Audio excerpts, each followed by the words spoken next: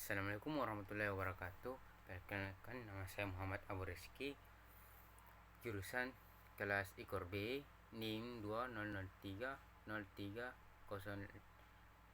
20030003502015. Selanjutnya saya akan mempresentasikan pengertian tuas atau pengungkit.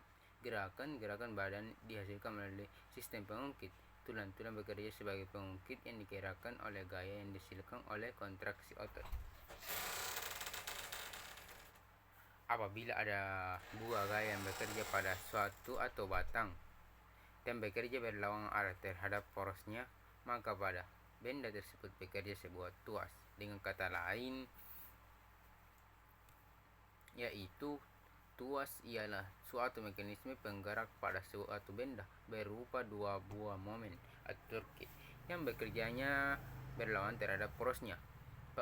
Selanjutnya itu pengungkit. Pada suatu alat mekanik dimaksud untuk menghasilkan gerak berputar pada sumbunya ialah ada 3 jenis tuas dan ditandai oleh letaknya sumbu putar, beban, dan gaya. Ketiga jenis tuas adalah sebagai berikut ini, yaitu tuas kelas 1. Pada tuas kelas 1 ini sumbu berputar terletak antara gaya dan beban, sehingga pada tuas kelas 1 ini besarnya gaya untuk melawan beban dapat terjadi segala kemungkinan tergantung dari besarnya LB dan LG. Nah, selanjutnya tuas kelas 2. Pada tuas kelas 2 ini beban terletak antara sumbu putar dan gaya, sehingga pada tuas kelas 2 ini besarnya gaya untuk melawan beban selalu lebih kecil dari beban itu sendiri, karena LB selalu lebih kecil dari LG. Jadi pada tuas kelas 2 ini selalu efisien. Nah, kita lagi pindah ke tuas kelas 3. Pada tuas kelas 3 ini terletak antara sumbu putar dan beban, sehingga pada tuas kelas 3 ini besarnya gaya untuk melawan beban selalu lebih besar dari bebannya. Jadi tuas kelas 3 ini selalu tidak efisien karena LB selalu lebih besar dari LG. Walaupun tidak efisien, tetapi ruang geraknya besar dan kecepatan geraknya juga besar. Selanjutnya kelas-kelas tuas tersebut.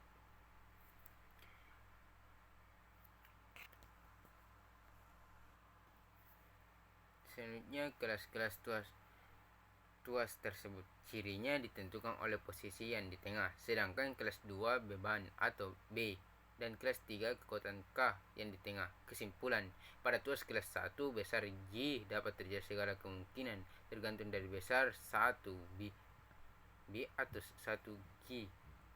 2. Pada tuas kelas 2 gaya untuk melawan beban selalu lebih kecil dari beban itu sendiri, jadi tuas kelas 2 selalu efisien.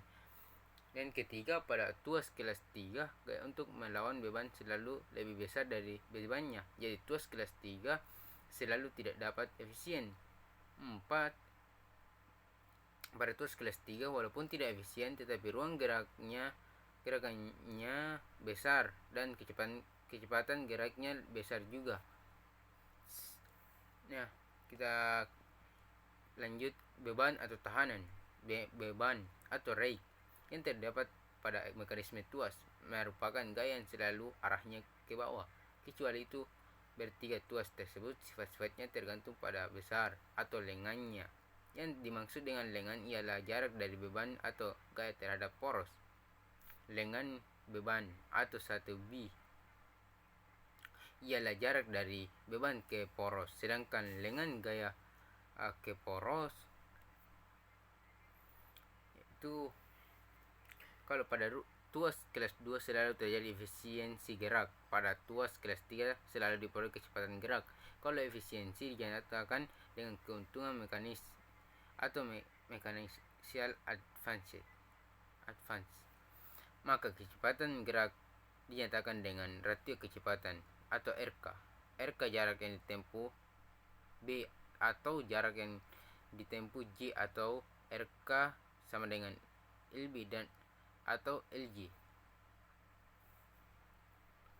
Jadi bawah kita simpulkan bahwa bila KM atau keuntungan mekanis besar, itu berarti baik efisien untuk kekuatan, Sedangkan bila RK atau ratio kecepatan besar, itu berarti baik untuk kecepatan. Selanjutnya kita pernah melihat pemain sirkus, di mana seseorang dilontarkan melalui ujung papan yang satu, sedangkan yang lain menunjukkan diri yang pada lain atau sebagai impuls. Seperti pada gambar 7, seperti gambar pada di bawah ini. Selanjutnya, pada tubuh manusia terhadap juga kategori tuas, yaitu tuas kelas 1, tuas kelas 2, tuas kelas 3.